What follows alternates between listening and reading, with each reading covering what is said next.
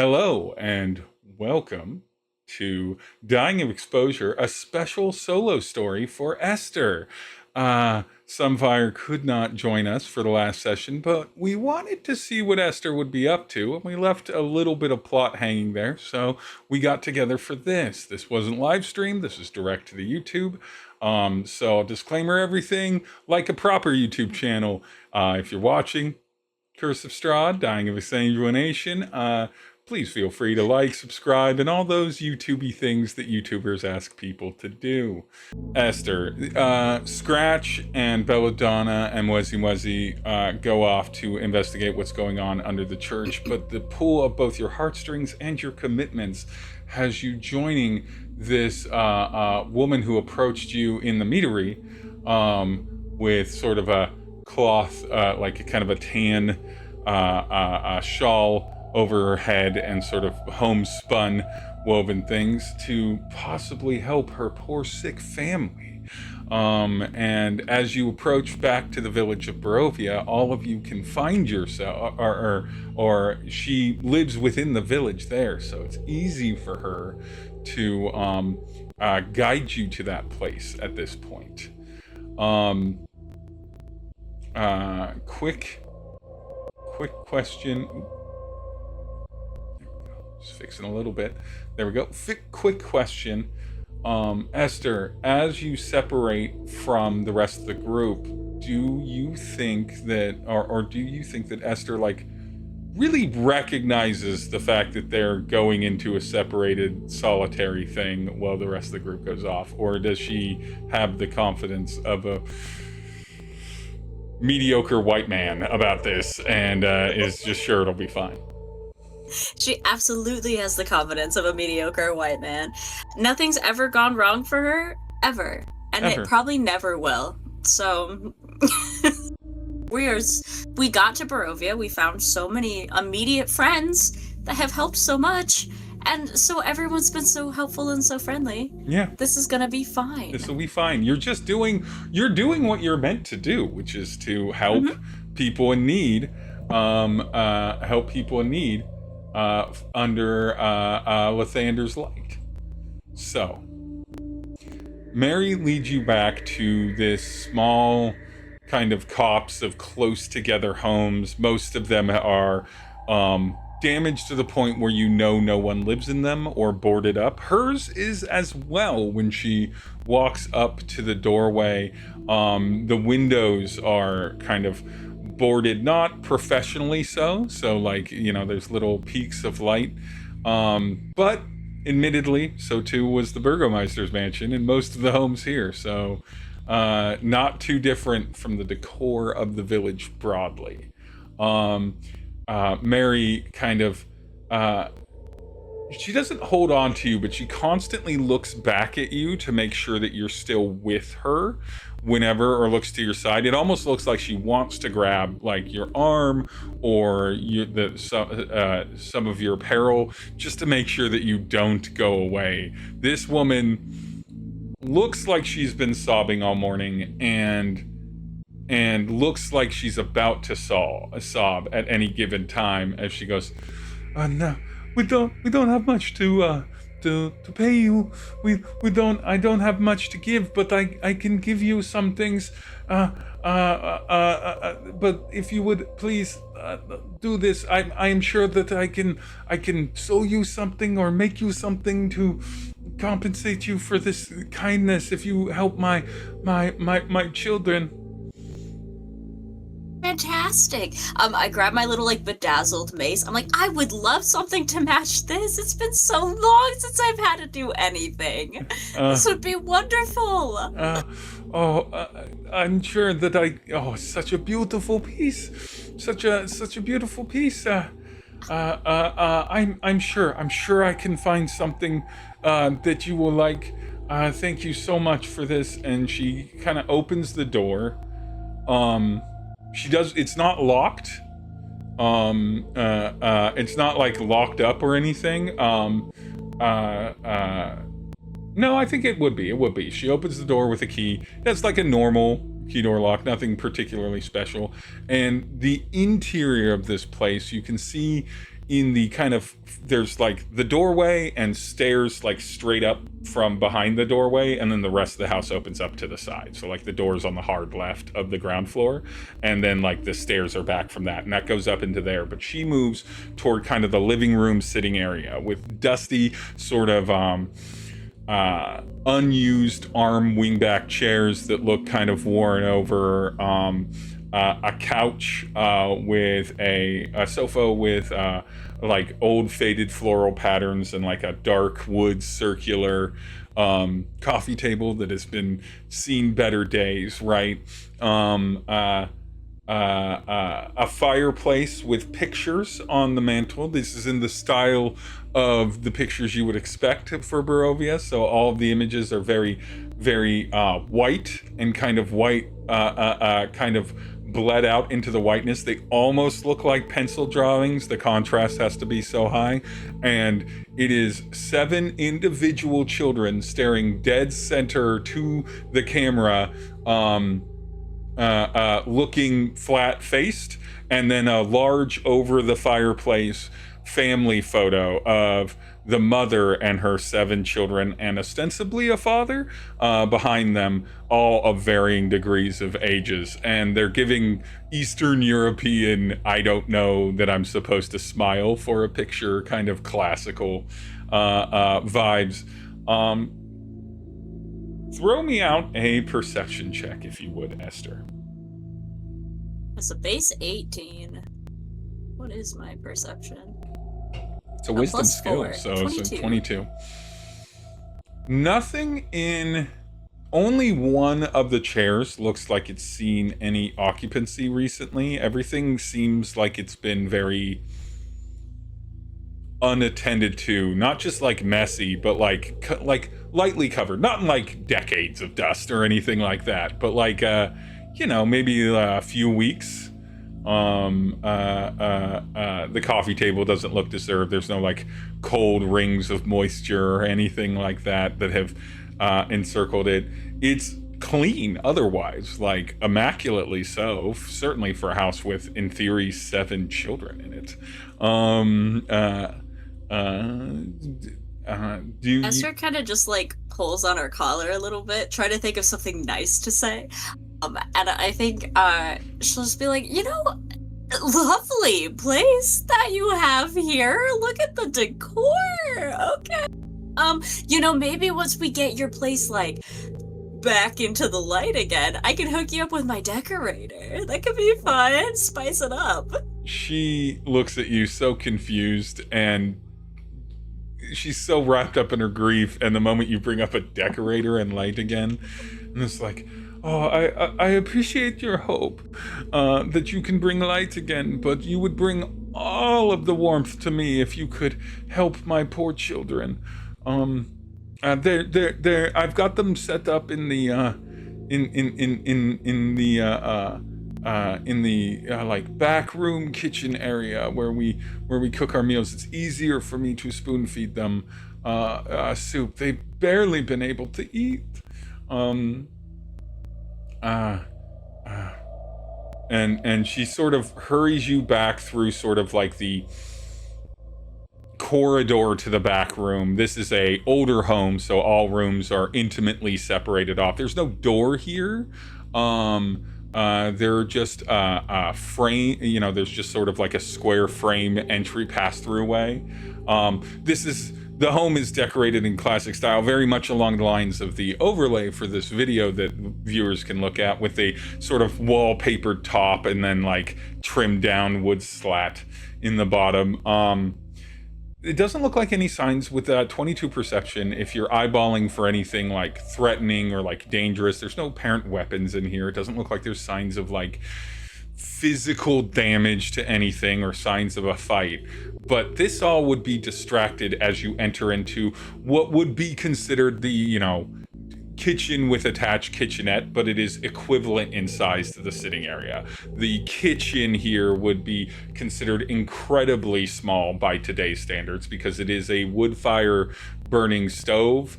that is quite large. It could easily prepare a meal for 8, and then a small kind of food prep table on one side, and a large washing bin on the other side, like a country sink, just like a bin sink that we might even put into like a garage.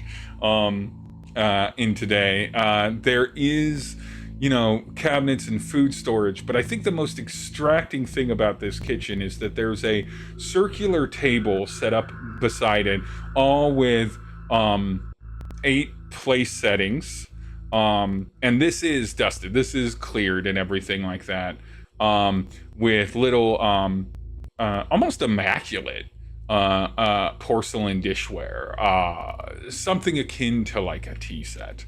And there is in fact a kind of a varnished silver sort of like tea set in the center of it, but it's the rows of cots.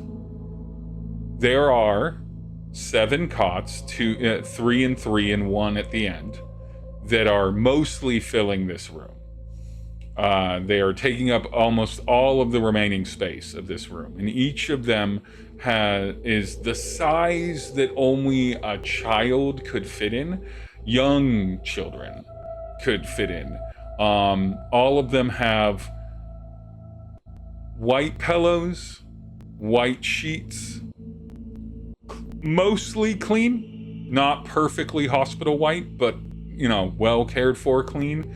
And all of them have the sheets resting over the forms in them, and it does look like there are 7 children forms under these, but the sheets do cover them to such a degree that you cannot see anything other than the occasional bit of hair poking out, like curls or ringlets poking out of the top.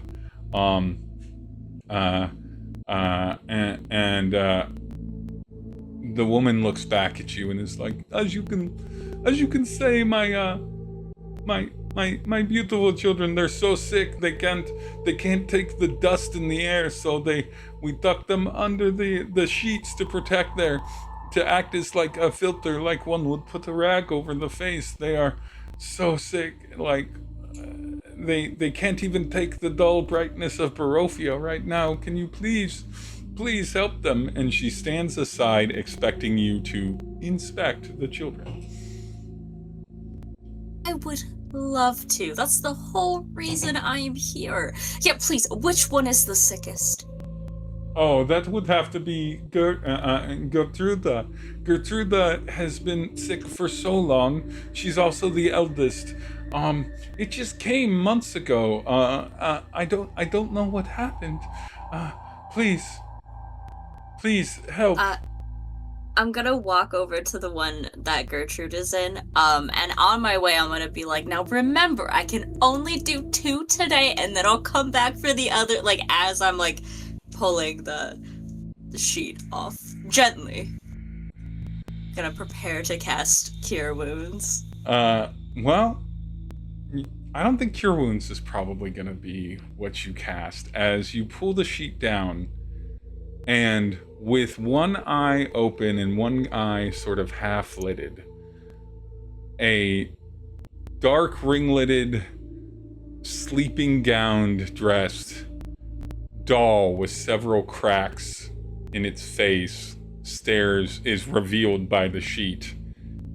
A small doll, not perfectly made. Its eyes are not quite perfectly centered. Some of its face makeup, like face painting to represent the sort of cherubic cheeks of a doll, and like lips are there, stares up at you, and just sits there stilly as you reveal it, and you can hear the woman sobbing sobbing, sort of like almost stepping back a little bit because she's too heartbroken to see this. What do you do, Esther? Did this, first of all, way better. I thought they were all gonna be dead. No. It's like, oh, no. No, it's dolls. Okay. It's worse. It's much worse than dead kids. Okay, phenomenal. I think Esther takes 1 minute to like see the doll. Did the kids look like dolls in the photos in the Mm-mm. front? Does Yeah, this with that 22 perception and now seeing these dolls here and or seeing this doll here, and what you suspect might be other dolls, because at a quick glance you notice there's no signs of breathing on any of them. You, Esther, see at a quick glance, this does look like a younger version of one of the children in the photos. The children in the photos, the oldest was a young girl with kind of dark, sort of like raven kind of curls. And she would have been 14 to 16, kind of like square, not quite a young adult, but like square in teenagehood and everything. And several of the other children were like 12, 13, 10, and all of anyone over the age of like 4 would be too big for these cots. These cots fit dolls perfectly, but not people of varying degrees of heights. But this does kind of look like a younger version of the eldest, or who you presume to be the eldest in the rendition in the photograph. horrifying? Can I do a investigation or an insight to see if there's any like physical damages on the doll that she might be like referring to as being like ill? Because I have mending, so if I could like make this one like look better, or like I don't have prestidigitation, so I can't like clean it or anything, but I do have mending. So you could repair it as an inanimate object. Yeah, give me an investigation check. I should say do so with advantage, because you have a lot of time here. You can really kind of take your time with this because she's expecting Sure. you to apply medicine. I'll like ham it up too and like kind of like talk to this doll a little bit as well. That's a 17 for the first one and a 4 for the second one. So I'll take the 17. 17, all right. This doll, as far as you can tell, is just a doll. Like it's it's a well-made doll, not by like a master craftsman, but like someone who makes dolls as part of their profession, right? It's not perfect, but it is well structured. It's a little bit, all the like minor mistakes are more haunting in the uncanny valley of dolls, but it is just an object. There are like wears and cracks on the doll's face and a little bit on the hand. But it doesn't look like anything specifically traumatic happened to this doll, but you do realize that like none of these could be particularly old, and if the doll was handled aggressively with these on it, it would break apart further. So maybe something was done, but nothing too wild. No one like went into a fit and like slammed this porcelain doll into a wall. Maybe it was dropped, maybe something was dropped on it, kind of thing. With the 17, you also notice a small little label on the back, stitched into the hem of the dress, frayed, bearing the words, "Is no fun, is no blinksy," with a little exclamation point, and they're in italicized. You see that, and it very much looks like Craftsman's label, like the creator's label. Here. But yeah, you certainly could try to mend this doll and see if that cure wounds certainly won't do anything for it. Yeah, no, I'm gonna cast mending on it. I'm just gonna kind of like gently sit the doll up a little bit, kind of like adjust the pillow, so that this so sad mother can see, kind of, and then I'm gonna make a big fancy show of like casting mending and trying to like at the same time maybe cast light first on it, and then cast the mending, and then get rid of the light, just like a little. Well, you be like, oh, go on. Oh no, you're good. I was like, well, you do this. What does Esther say to kind of ham this up a little bit? I I'm gonna ask to make a roll because there's a chance I could fail it. Can I roll a history check to try to pull some sort of like Lathandar like incantation, kind of like a general healing prayer? You won't fail it, no matter what. The lowest you'll get is like the lowest version in Catholic terms would be like in the name of the Father, the Son, and the Holy Spirit. Like that's not very special, but it's something that everyone knows. And then higher. So yeah, give me you choose religion or performance. I would do religion. That makes sense. Because I think Esther is just like searching her brain. Yeah. Natural 20. She's searching her brain for like the most like elaborate, like old school one that like she thinks would be the most impressive to somebody who doesn't know anything about Lathandar, basically. Not only do you recite one of the oldest spells and incantations and prayers, a spell that you know would normally be spoken in, or a prayer you know would normally be spoken when a much more powerful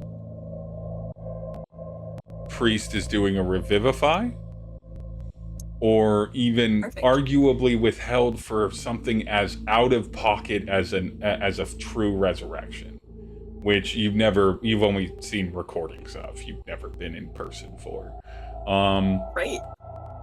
And with that, I would like you to roll an Arcana check, please.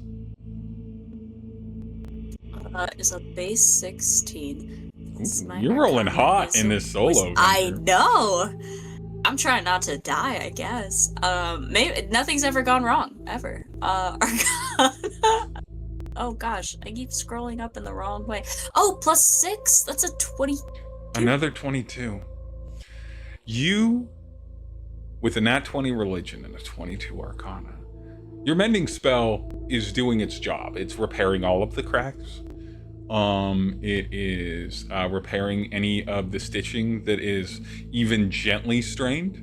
This doll, while not cleaned, wasn't particularly dirty to begin with, and does look relatively new at this point, as you begin with the light and the words. But as you conclude it, before you can turn to even gesture at the woman, you hear a voice in your head, Esther. You would speak his filthy name in my domain. I do not care for this. Not at all. At first it sounds a bit like Strahd, but not quite as it deepens.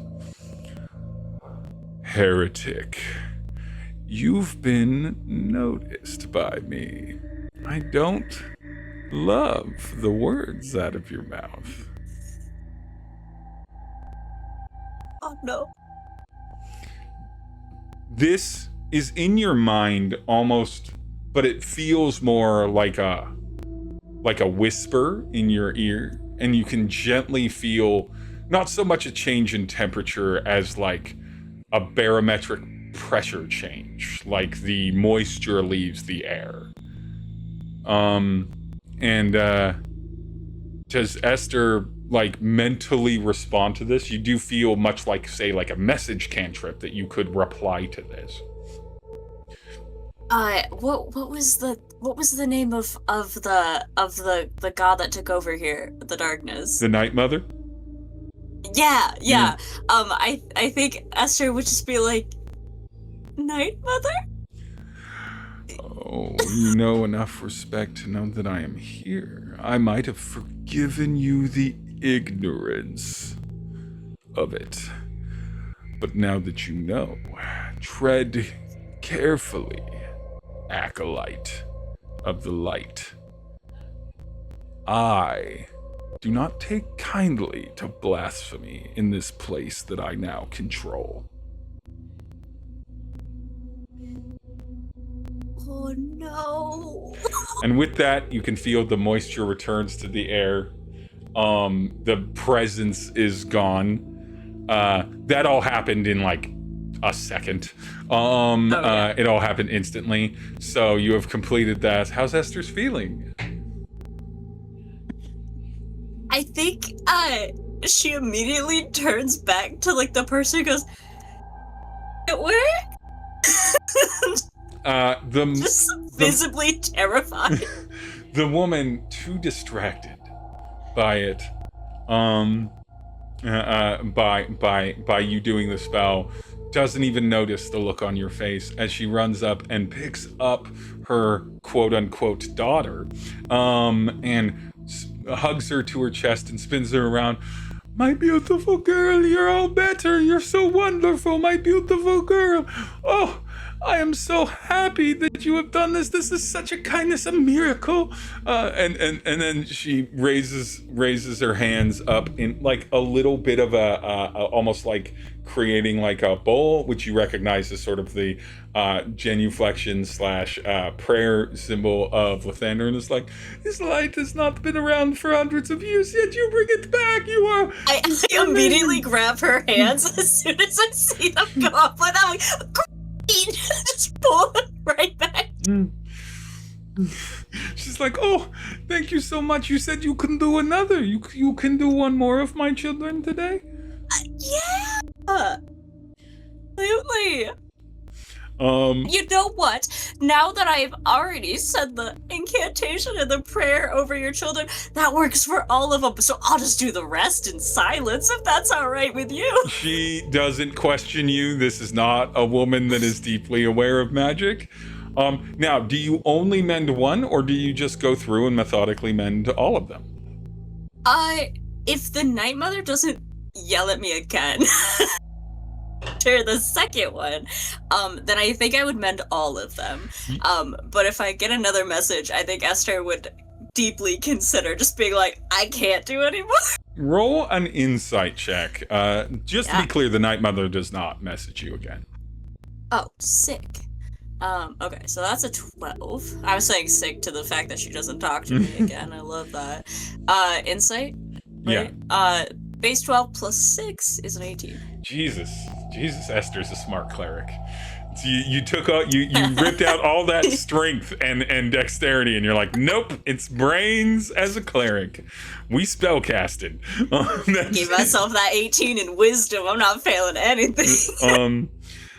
So you realize that you've cast spells before. You've used your magical source, your connection with Lathander before, and it's never been said. So I think with a solid 18, at least it's an idea that it was the prayer that brought it about. The whole like pomp and circumstance around the Lathander side of things and the Morning Lord. Not so much the fact that you get your magic from them. Maybe they've noticed, but you know, do they care about one cleric in a domain that happens to get their magic from a god that isn't them, right? I still cast like the light and then still do the same show of mending for all of them. Yeah. And I with that realization, I do not do more prayers, but I think in the like cockiness of Esther, I think she would be like, oh, she's scared of me, that I'm doing so well bringing the light back. As you're in your pocket, as you will, doing great things. Like, you're not healing anyone here, but you are making a sad, very, very mourning woman's like day feel better. And you know, these dolls have not tried to kill you, so they seem fine, harmless. You hear a power. You and this woman would hear a powerful knock on the door, but not like a cop knock, not like a pound, just a strong 3 knocks, and a voice from behind the door. Just says,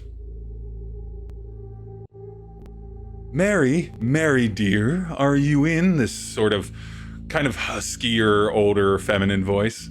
I've brought your normal order, Mary. Are you in? And you can see that the woman, whose name is apparently Mary, that you've been dealing with, it puts one of her mended children down back into the cot, and is like, "Oh, what excellent timing! What the excellent timing! You're doing so. You stay here. I will go answer the door. It's just a friend of mine. They're bringing my food delivery. They're bringing my food delivery. They know about my plight. They'll be rejoiced too that you have done this for me." Yeah.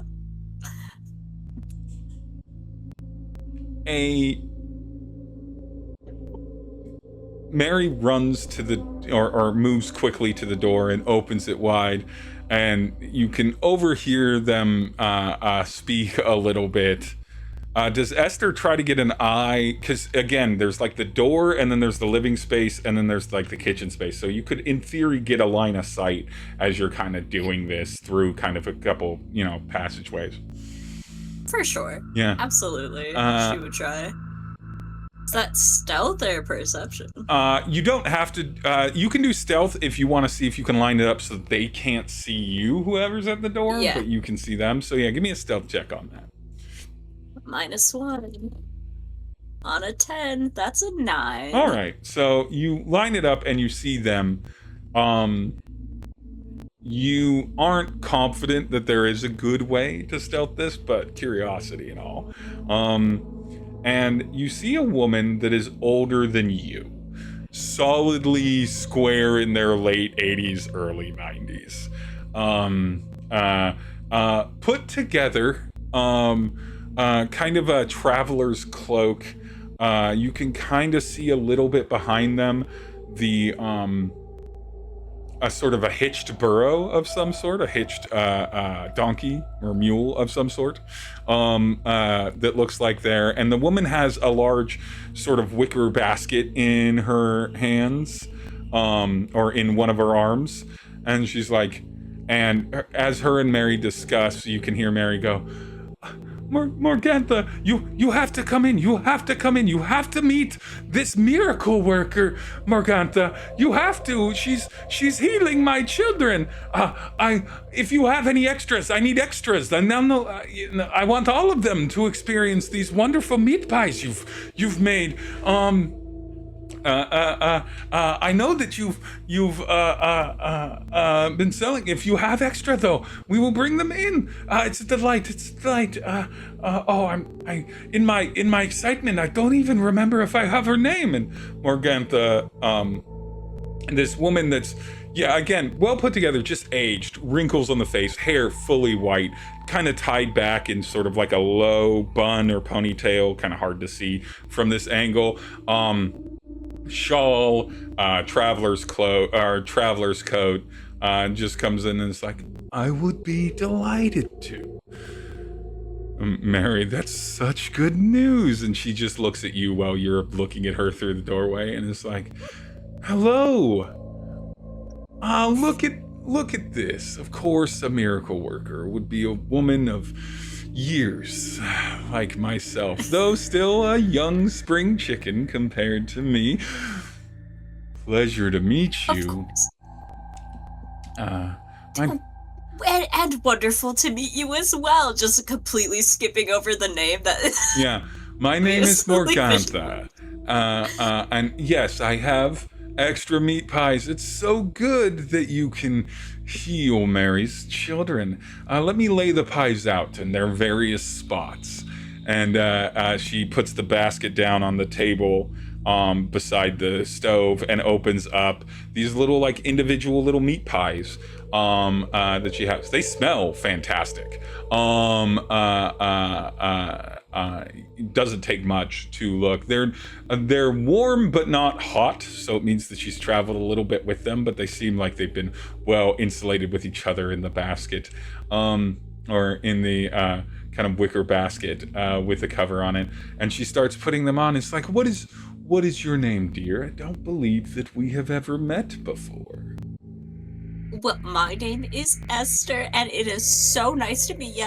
These pies smell delightful. Might I ask what your meat of choice is for the meat pies? Oh, meat of choice. Well, it used to be chicken, but that's no longer in fashion anymore.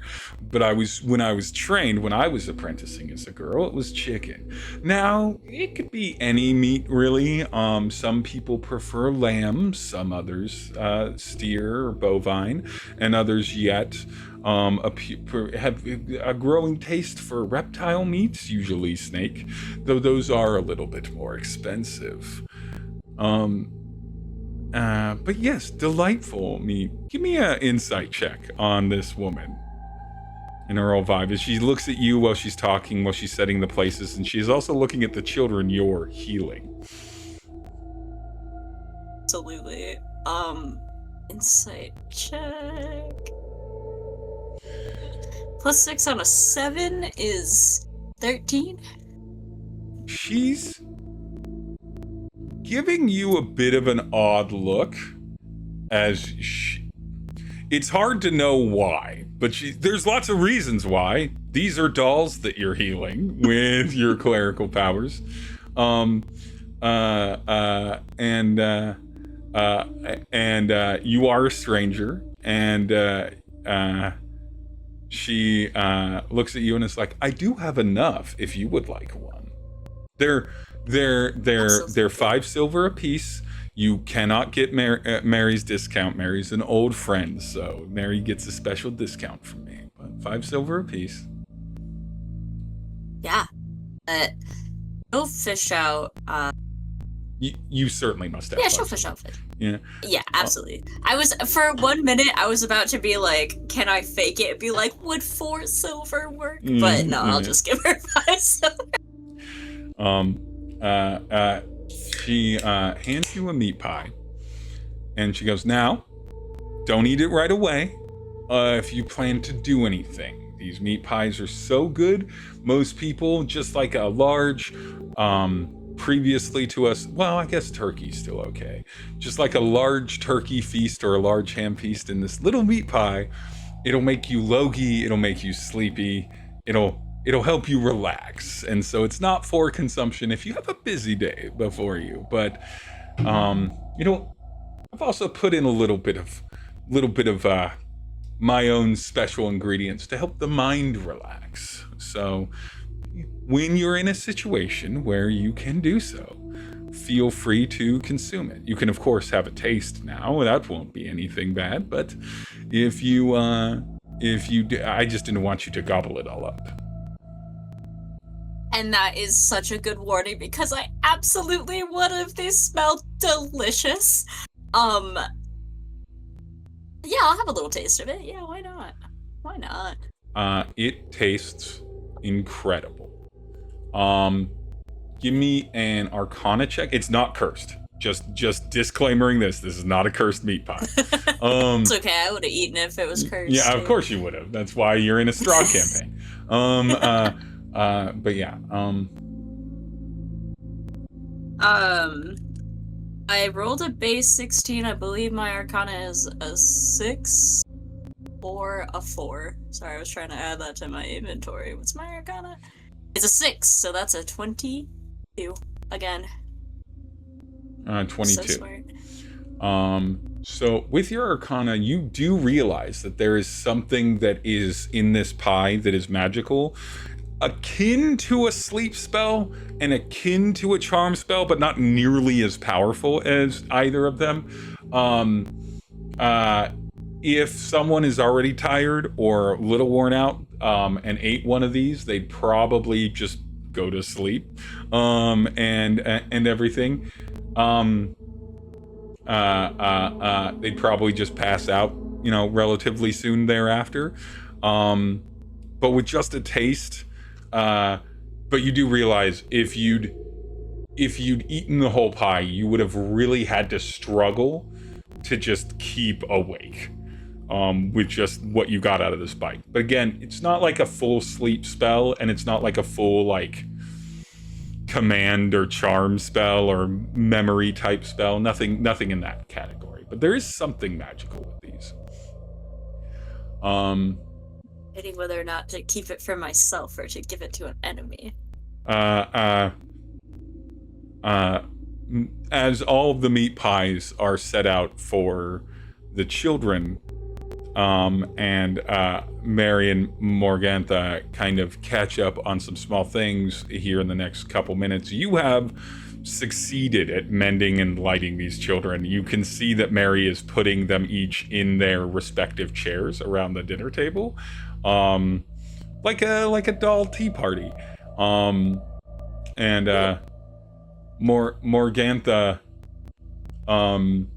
says, "Well, Mary, I would so gladly stay, but I do have other deliveries, and I've got to make the trip back to the mill with my sisters. Or to connect up with my sisters again. So I will have to bid you adieu, but you've given me such a wonderful day. I'm sure they will both be delighted when I return hearing the news, because we were so worried about you, but it's good to see your kids healthy." Does she have more pies? Yeah, she has. In her pocket. She has probably about probably another like half dozen or so, and then you know that she might be associated with the card outside, so she might have more pies. Well, I tell you what, Morgantha? What was it? Morgantha. Yes. Gorgeous. Is it a family name? It is a family name. My grandmother was named Morgantha. Amazing. Perfect. Well, could I bother you for just a couple more pies? I'll give you 1 gold piece, if you give me 2 more of those pies. You know what? How about 3? Because you've been such a good customer already. So I'll take a gold piece. You'll have 3 more pies. Perfect. I give her a gold piece. Add 2 more pies from Morgantha. And she goes, "Well, it was a pleasure to meet you, Esther. Are you staying in the village, or?" Well, I'm not quite too sure about that. You see, I've been traveling with a couple of fun little friends that I met while I was here, and I think we might actually be leaving the village sometime soon. Can you believe it? I don't know where we're headed. I was not listening. Well, if you make your way west along the main road, eventually you'll see a windmill there. And whether myself is there or busy on deliveries, at least one, if not, or at least one of us, if not all 3 of us, my sisters who run the windmill and use it to power our bakery, if you will. We would be more than happy to say hi again. So if you find yourself west, kind of on the way to Vallaki, just along the main road, feel free to drop in. We'd be more delighted to meet any friend of yours, and we have more treats at the mill itself. Only the meat pies and a couple other things travel multiple days well, and so. Well, we would love to find that little windmill. Yeah, I'll tell my friend. I'll have her put it on the map. She's from here. I'm sure she knows all about it. Oh, your friend. If she's from here, maybe I know her. What's her name? Ooh, what a good question, because she gave a different name a while ago, and I don't know what she prefers to be called anymore. It could be anything. And I just feel like it's not my place to name a person, But also, we're friends with the Burgermeister. Oh, you're friends with Coleon. No, he's dead. Did you hear? Coleon died? Yeah, we had a whole funeral, or that's happening, or whatever. It's going down. Oh, well, that would explain why there's so few people out on the streets if there's a funeral. Well, I am sure that I'm sure that the village mourns him, and then your friends. More about the role. What? What What does he do for the city? It Oh, seems the like most Burgomeister? people do. You really Yeah, it aren't seems like friends no. from this area. No, you're friends, but you're really not from this area. The Burgomeister is the leader of the village. They make sure that people have what they need as best as they can. They regulate disputes. They are technically, though it is not large, the head of the martial forces of the village of Barovia, and they oftentimes help organize village events. Well, wonderful. I'm sure that that his successor will do a wonderful job, and he'll do great. Oh, I'm sure it will be, but Colion was the Burgomeister for decades, so it will be a period of transition. Such a pleasure to meet you, but I really must be off to drop off the last of my deliveries and head back to my mill. Perhaps we will see each other on the road, and if not on the road again, please stop at the mill on your way. There's no way to miss it. It's surrounded in the back by a fairly large forest, and it faces the road directly, so it's an easy-to-see landmark. Oh, perfect. Very specific directions. I love it. Well, pleasure, Mary. All of you enjoy your things, or enjoy your meat pies. Perhaps this will be the first rest untroubled that many of you get. As she addresses the dolls, and then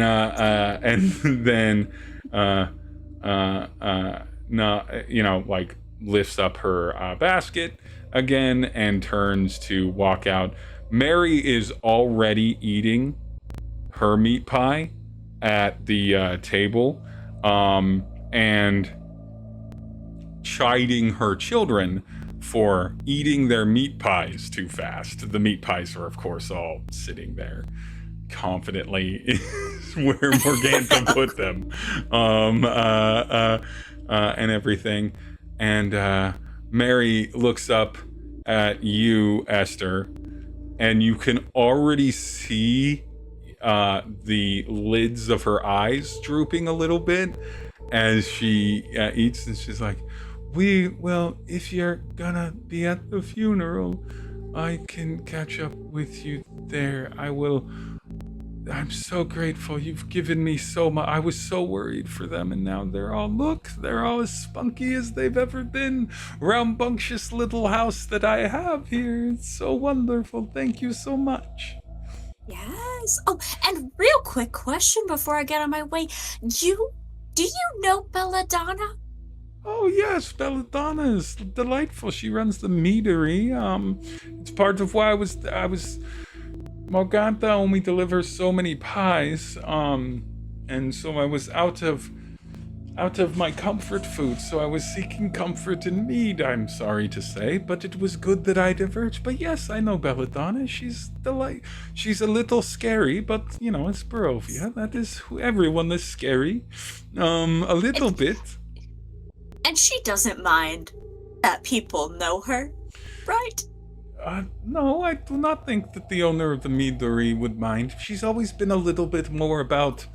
She's friendly in the meadery, but otherwise she's been a bit more about her bees and her own thing. And of course, after what happened with her partner, her spouse, she's been a little bit more reclusive as late. But, Esther understandable. gets a little thread of trauma, and it pulls up a chair while the lady's clearly about to fall asleep and goes, and of course, and she's been so skimp on the details. What do you know about it? I don't know much, but and just to tease Esther's need for the drama, this woman falls fully asleep into a magical sleep in her chair. Perfect. I am terrified that there is a full human man mannequin in this house somewhere. because there was like a father in the picture somewhere. Yeah. And I would like to go find it, if it exists. So Esther will first probably pocket one or two of the silverware sets that are Yeah. on the table. They are quite nice. Yeah. Yeah, she can't help herself. She's gonna just take two of them. Children steal things all the time. It's probably fine.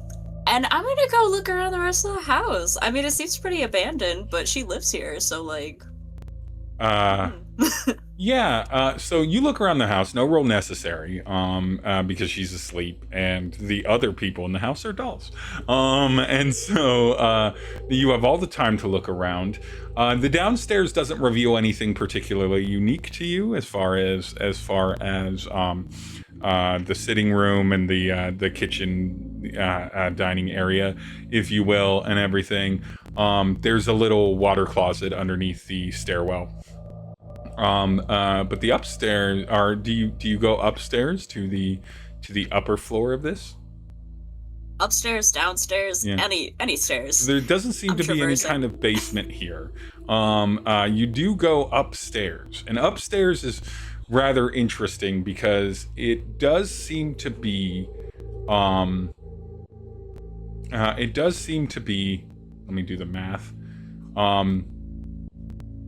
4 bedrooms.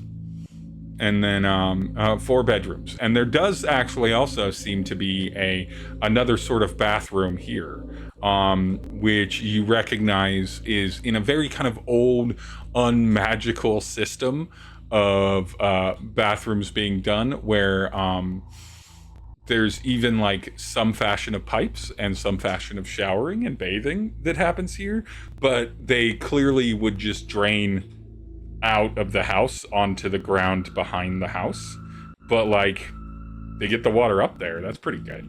And everything. But these 4 bedrooms, just to broadly describe them, the ones that lack anything that would be super significant, though feel free to invent things to take.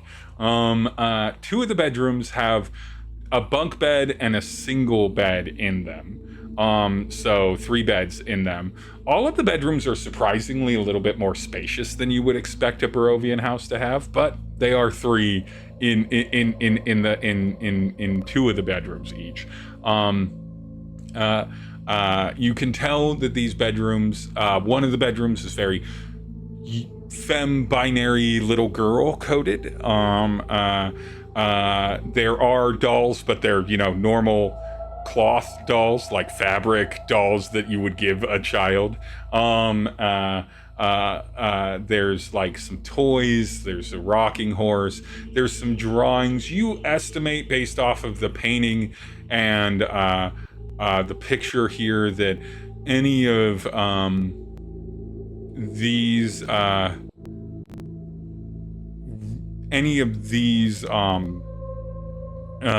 children that would have been in here would have maybe topped out at like 12 at most, prepubescent. And the same for the bedrooms on, or same for the kind of binary boy coded bedroom. Still drawings, still dolls, but for some reason more for boys. I don't know. There's, You get the aura of man. You get the aura of mask energy, but like child mask energy, so it's more just like sass. There's a truck there somewhere. There's a truck. There's horses. But like the 3rd bedroom is what you eventually come to the conclusion has to be Gertruda's bedroom. Gertruda's bedroom is I thought her name was Mary. No, that's the 4th bedroom. Mary. Oh, Gertruda is the oldest girl, the girl that was definitely a teenager. And hers, right. There's 1 bed in here. There is a wardrobe closet. They have the dresses of quote unquote an adult woman, someone who has aged past childhood. There are books. There's a a hand mirror with a kind of like burnished silver on it, a little bit of makeup and a comb at like a small on like a small desk. There's a music box. Like, this is very much more of a settled person's place. There's even some like drapes over the windows that have been boarded, but they're like almost like patterned cheesecloth design. So they kind of have that like Victorian doily look to them that someone took the time to cut into patterns and then make into sort of like a very fine sort of like Victorian gentle drapery over to not fully block out light, but like dim it a little bit. Yeah, it's quite a well-appointed room. It's untouched. All three of these rooms have the same kind of level of dust buildup that the other rooms do. Before I describe Mary's room, the final room, is there anything you want to do in these three children's rooms? Anything you want to specifically look for to see if it's there? I'm gonna take Gertrude's lipstick. Mm-hmm. Do the dresses look nice?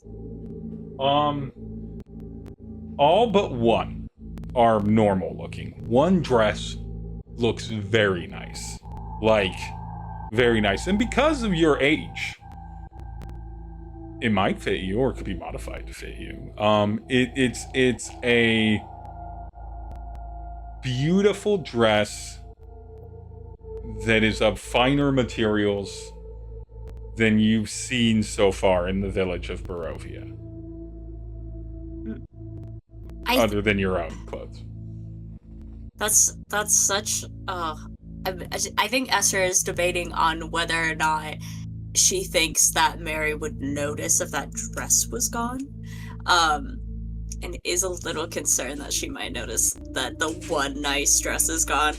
So I think Esther's gonna snag the second nicest dress if it looks like it would fit Belladonna. It does, and it is definitely in the resistant style to the grimness here. It is a dress that is admittedly still purple and black, but has like kind of a lavender mix to it, and it's like a plaid picnic table dress kind of thing. It's the type of dress that like Alice in Wonderland would be depicted of. Disney's Alice in Wonderland, little puffy cap sleeves and everything, but like with a sort of a plaid purple, or like purple lines and black lines, purple bars and black bars, but like the backing core color of it is this kind of lavender. So it's a little lighter, it's a little sunnier just based on that than everything, but it has little black bows on it. It looks like a dress that like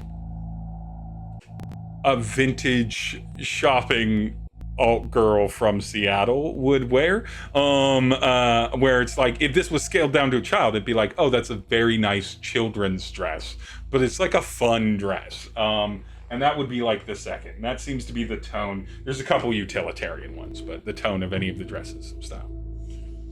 Perfect. I'm gonna put that in my backpack to give to Belladonna later, because Esther is convinced that she could use a little makeover, so that's why she took the lipstick too. Perfect older lady femme energy. If she just brushed her hair and like did something with herself, she'd be in a better mood. Get a little meat on those bones. Yeah. And I'm gonna guess that there's probably nothing for Scratch or Wuzzy here. So they seem like entirely different vibes from like children and a 17-year-old girl. Yeah, I think that's probably all she's gonna take. From the kids' rooms. Yeah, from the kids' rooms, yeah. She's gonna rob Mary blind. Mary's room is has been used. Still gets used. A large king-size 4-poster bed is there in the center. The bed doesn't look overly comfortable, but it doesn't look nearly as uncomfortable as things. It's nice. There is a tall standing mirror in the room and a couple of wardrobes. In one of the wardrobes, you can see a number of clothes that are meant to fit a gentleman in the style of the gentleman you saw in the portrait.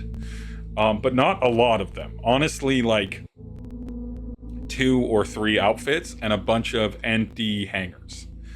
And then in the other wardrobe, you see a number of very utilitarian women's clothing. This is definitely Mary's wardrobe.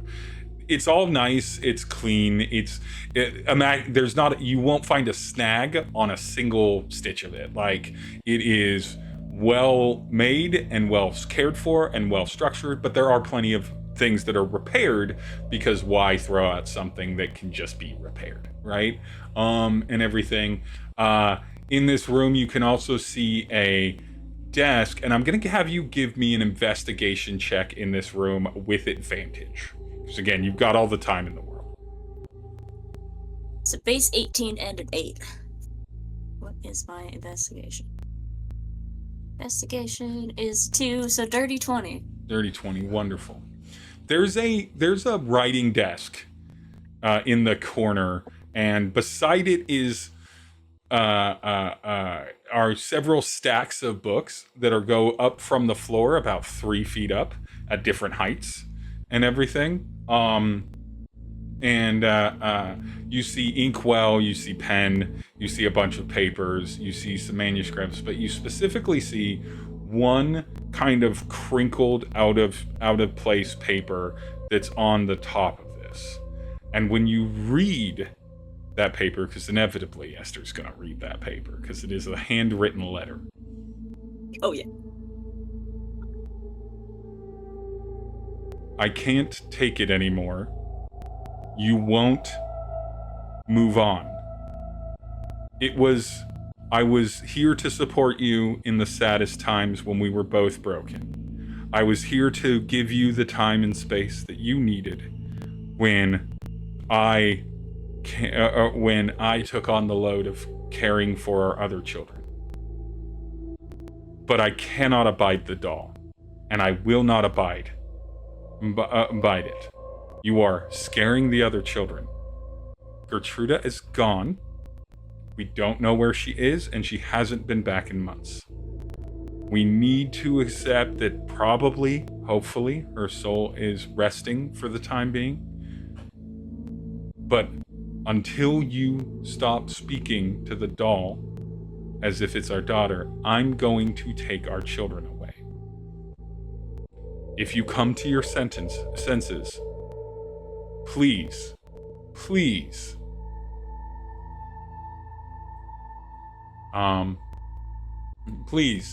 come visit us in Vallaki. I will be staying with my sister there, and hopefully, if we have to move there to move on, I'm more than happy to figure it out. I love you, Mary, but I cannot be with you, and I cannot trust you with our other children. You can see that it's tear-stained, and it's signed by a gentleman named Calvin. That's Kalvin.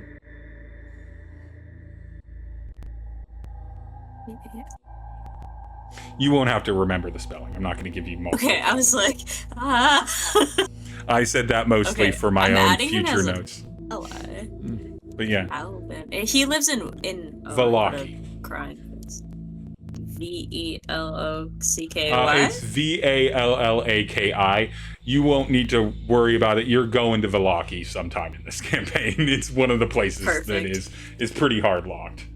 Do you have the names of all the other children as well? No? I do not have them generated. I won't ask for them. No. I do not have them. I won't ask them if you don't have them. But if you ping me or message me, I will hit you up with the names of the children. Just gonna make you come up with them on the spot when we make it to Vallaki. I mean, I can. I can. come up with a bunch of names on the spot, but I like to theme my names. But I did not expect. I don't know why I didn't expect Esther would just be like, well, you're asleep. Let me cruise the house, because of course Esther would. But yeah, so you see that note. You do find a couple of pieces of jewelry and a pocket watch that are quite nice. Combined, it might fetch like 50, 60 gold. There's a couple of rings and a pocket watch. The pocket watch is not like monogrammed or anything like that. It's just a, decent quality pocket watch. And then there's a lot of paper, ink in here, and then there's several books. Like, when I say several books, I mean like about 100 or so. In this like little corner and in this desk. I'm gonna steal the pocket watch. I'm gonna leave the rings. Okay, you can add a pocket watch that's worth like 25 gold. Nice. Cost. Oh, I can edit it to have a cost? Oh, great. 25, you said, right? Yep. Sick. Alright, awesome. So, I'm gonna cast mending on that letter, just so it's like smooth again. And I'm just gonna place it back on top of all of the papers because it seems like maybe she needs it. And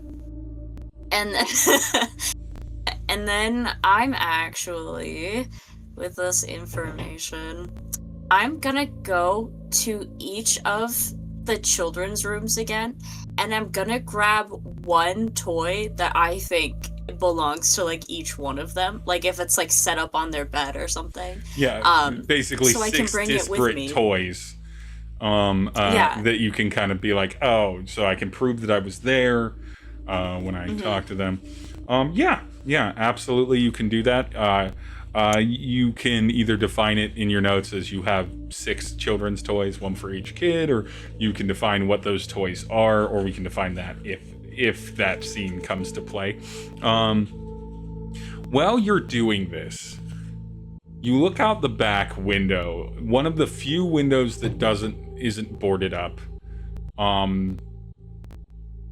Shutters open on it, and you can see the woman Morgantha that you met earlier, leading a donkey which has a 2-wheel cart on its back. And on that 2-wheeled cart is two young men, somewhere between the ages of like 16 and 19, right? 20 maybe. But young men, not quite adult grown men. 2 guys in the modern term. Some dudes. Just some dudes. Just a couple bros. Just sitting there, and I need you to give me a perception check, but with advantage, or with disadvantage, because this is there's just the angle and the timing of this only gives you a brief chance where you're going to see either of these boys' faces as they begin to turn down a different street. And you said perception? Perception disadvantage. Yeah. A 7. A 7. You see them, as best as you can tell, they're just sitting on the back of the cart. Shoulders slumped, sort of checked out. But you can't really tell much else. They're not eating. You do see that they're not eating. If I was to describe the positioning of them, they're both sitting opposite each other on side benches in the back of the wagon, which is exposed. There's some boxes, or there's some like containers in the wagon that are covered with a blanket, and both of them are sort of sitting in that sort of rounded shoulder, legs, man spread, elbows on knees, hands together kind of pose, with their heads sort of just down. They're not really looking in any direction or anything like that. They're just sort of sitting there and wobbling with the movement of the wagon. It alerts the player brain, but I think Esther would just assume that they had a pie and that they're going back with it. And then that they're napping. She can't wait to see them. You're not wrong for it to alert the player brain, but I feel with a 7 of perception, and we must play the ball where it lies in the PC's mind. Right. Is there anything you want to gather up before you leave Mary's house? Any other things that you want to do? I don't. Oh, actually, I'm gonna see if the gentleman has a little tie, um, and I'll bring one to Muzzy as well. Um, and I don't know what Scratch would even want, but Muzzy seems like he would love to wear a little tie. Hmm. Seems like something that Yeah, he would be does. fun. He has a little tie that goes. It's the precursor to the bow tie. So it's this is the tie that split and created both the bow tie and the bolo tie. It's the like Victorian. It's like a bit more of a ribbon of a tie than it is that, but it's very nice little tie. Okay, Um, lovely. you don't imagine that Mwezi would fit into any of this man's attire. Mwezi is much bigger than this man was. Um, uh, but the tie should be fine. Yeah, you make your way. Oh, I'll Oh, grab a little bow because then she could put a little bow on Scratch's ear. I'm sure one of absolutely. the little girls has a bow. There is absolutely several bows and ribbons to adorn Scratch with, if you so choose. Perfect. Um, I'm uh, gonna try my best. what's funny is She's amping up the team right now. she's just like we're gonna look our best. We're gonna be our best. We're not fashionable. Um, you as you step out of this house, step downstairs, make sure all of the doors are closed or windows are attended to and everything. And you look back into the room with now 7 dolls sitting around a table with one very sad sleeping woman. How does Esther feel about what's Esther's feeling about first the whole situation with Mary, the dolls, what she's learned of this? I think she's just sad for this lady, but recognizes that it is something that like Mary's gonna have to come to terms with on her own. Like nothing good happens by being like, these are dolls. and You're a everything crazy good person. happens. Yeah, everyone here has been absolutely wild with zero grip on reality in her in her worldview. So I think she's just like, Barovia's crazy. um I think the only thing that she like considers is like taking a couple of like slices of the meat pies like out of the containers to make it look like the like dolls ate food, but then she thinks it's like maybe a little step over the line. And she's like, no, she'll figure it out. I think she just makes sure everything's locked up. Oh, actually, she'll leave a little note on a piece of paper that's just like, can't wait to see what you sew, XOXO. Esther. And then she'll like put it on the table in front of her. You leave the house. You know now that it is time. The funeral ceremony is due in near time, and that you are going to meet up with the rest of the group toward that.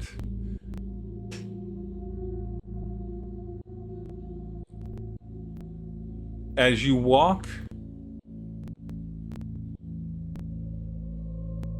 the kind of empty streets of the village of Barovia, already kind of emptied out by depopulation and then further emptied out since everyone should be at a church ceremony right now, you see a blur of a figure just leaping from roof to roof.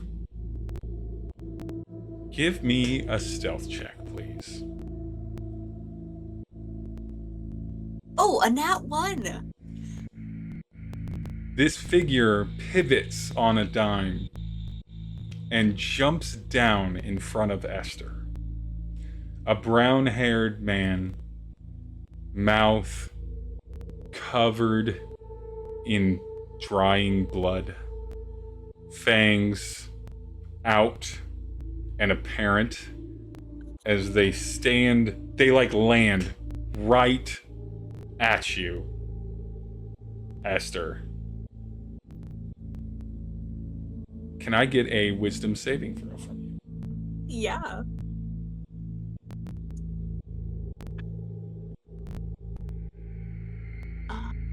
Base 13 plus my wisdom. Oh, thank God, it's a +6 and 19. All right. Now, because you passed your wisdom saving throw, can I please have you do you can choose whether it's a dexterity or strength saving throw, but it has to be one of the physical ones. They're both -1, so I'm gonna do dex. 7? Oh, yeah, no, yeah, 7. I'm gonna narrate. Disclaimer, we're not doing any kind of long-term consequence or harm to your character. I'm not doing anything permanent to your character, but we're gonna narrate this. I don't even care if you do. I appreciate that. A hand moves like lightning to grab you, expecting you not to respond, but you do. You pull away, but not fast enough. And the grip is vice-like as you're held there. And this creature, this vampire, looks at you. And you know it to be a vampire. Faerun has vampires. They're not common, and they're usually murdered pretty quickly, but they have them. This vampire grabs you and pulls you in with no effort to bite you on the neck. It does bite you on the neck, and you can feel how does Esther feel about the vampire bite situation? Because I know Scratch was into it, but how does Esther feel about it? Esther's terrified. Yeah. I think she literally, this is her worst nightmare. This is awful. An abomination eating me. And as it bites you in the neck, you can feel it draw a bit of blood, and then it immediately pushes you back and aside, spitting out the blood. You are disgusting. Your blood is tainted. Tainted. Naive child of the light.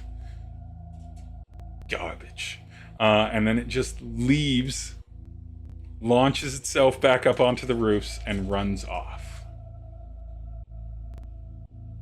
She's immediately like, I'm a little affected. And with that, we will end this session here of Esther's little solo adventure in A Curse of Strahd. Great work, Sunfye, at your excellent solo playing. I know it puts a lot to just be like, okay, well, there's the GM and there's me, and that's it. No letting the ADHD take me to different places occasionally. I'll search any house you put in front of me. Yeah, right. For those that watch the end of this, you could of course follow Sunfye at Sunfye over on the TikToks. And find information there. You can follow us at Dying of Exposure. If you watch this episode, you got the full story. And if you're one of the campaign members that actually has watched this all to the end, you know, I didn't want to turn grandma as like the first action, but y'all failed at stopping the vampire problem, and so, you know, maybe consequences. But and we will see you next time, of course, live Mondays at 8 p.m. over Pacific over on Twitch, and streams come up, you know, following week. So until then, see you next time. Bye. Bye.